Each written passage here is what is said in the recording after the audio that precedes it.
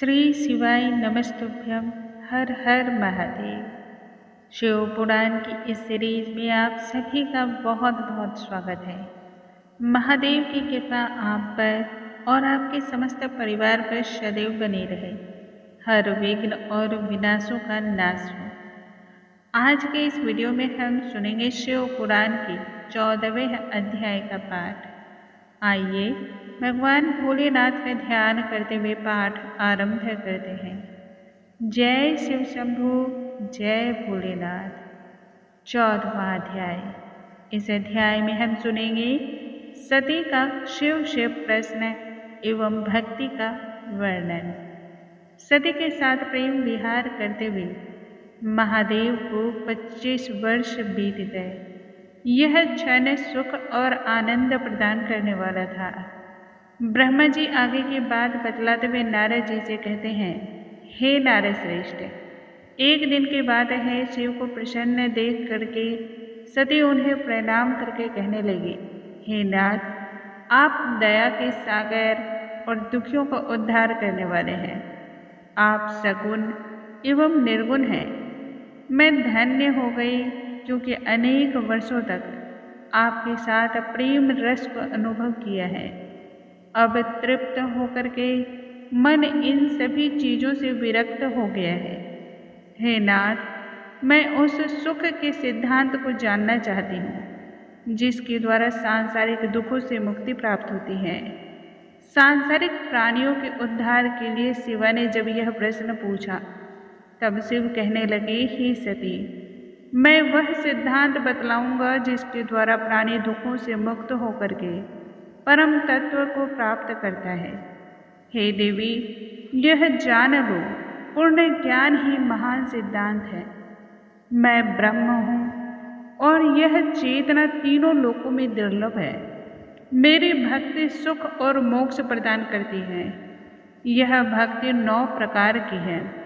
भक्ति और ज्ञान का कोई भेद नहीं है। यही सदा शाश्वत सुख को देने वाला है। भक्ति के अधीन होकर ही जातिहीन तथा नीच मनुष्यों के घरों में भी मैं चला जाता हूँ। भक्ति को गुणवाचक और गुण रहित, परंपरागत और स्वाभाविक, महान और लघु, शाश्वत और अशाश्वत के आधार पर वर्गीकृत किया गया है। सहज और हृदय की भक्ति श्रेष्ठ और कामना के अधीन भक्ति निम्न कोटि की कही गई है। सगुण एवं निर्गुण के आधार पर 9 प्रकार की भक्ति बतलाई गई है। श्रवण, कीर्तन, स्मरण, सेवन, दास्य, पूजा, नमस्कार, मित्रता एवं समर्पण, यह सभी इसके ही अंग हैं। हे देवी, अब इनके लक्षणों को भी तुम श्रवण करो। जो व्यक्ति आसन ग्रहण करके पूरी तन्मयता से ऊंचे स्वर में कथाओं को स्थिर भाव से सुनता है, उसके इस साधन को श्रवण कहते हैं। मुझे सर्वव्यापी जानकर मेरे दिव्य रूप का उच्च स्वर में भजन करने वाले को कीर्तन और प्रातःकाल मन, वाणी, हाथ और पैरों से की जाने वाली भक्ति को सेवा कहते हैं। सेवा में स्वयं को समर्पित करना शरणागति कहलाता है। धन वैभव के द्वारा शास्त्रीय विधि से 16 प्रकार की सेवा पूजा कहलाती है और मंत्र उच्चारण के द्वारा 8 अंगों का स्पर्श जमीन से करना नमस्कार कहलाता है। अपने को तथा अन्य संपत्तियों को ईश्वर की प्रसन्नता के लिए समर्पित करना समर्पण कहलाता है। बेल वृक्ष की सेवा भी मेरी ही भक्ति का स्वरूप है। यह भक्ति उसी प्रकार से मुझे प्रिय है जैसे तुम। तीनों लोकों एवं चारों युगों में भक्ति के समान दूसरा कोई सरल सुखदायक मार्ग नहीं है। भक्ति के द्वारा मैं सदा ही भक्तों के वश में रहता हूँ, भक्तों की सदा सहायता करता हूँ, विघ्न एवं शत्रुओं का नाश करता हूँ। अपने एक भक्त की रक्षा हेतु मैंने अपनी आंखों से निकलने वाली अग्नि में काल के देवता को जला दिया था। भक्ति के ही वश में रावण की मृत्यु एवं सूर्य को परास्त किया। इसी भक्ति के वश में आकर के दुष्ट विचारधारा के व्यास जी को दंडित करके काशी से निष्कासित किया था। अतः हे देवी, इससे अधिक और क्या कहूँ, मैं तो सदैव भक्ति के अधीन हूँ। भक्ति के इस रस से प्रसन्न चित्त शिवा प्रणाम करके पुनः शिव से प्रश्न करने लगी, हे नाथ, शास्त्रों में भक्ति के बारे में क्या वर्णित है? वह कौन सा शास्त्र है जो सभी प्राणियों के उत्थान और कल्याण हेतु है?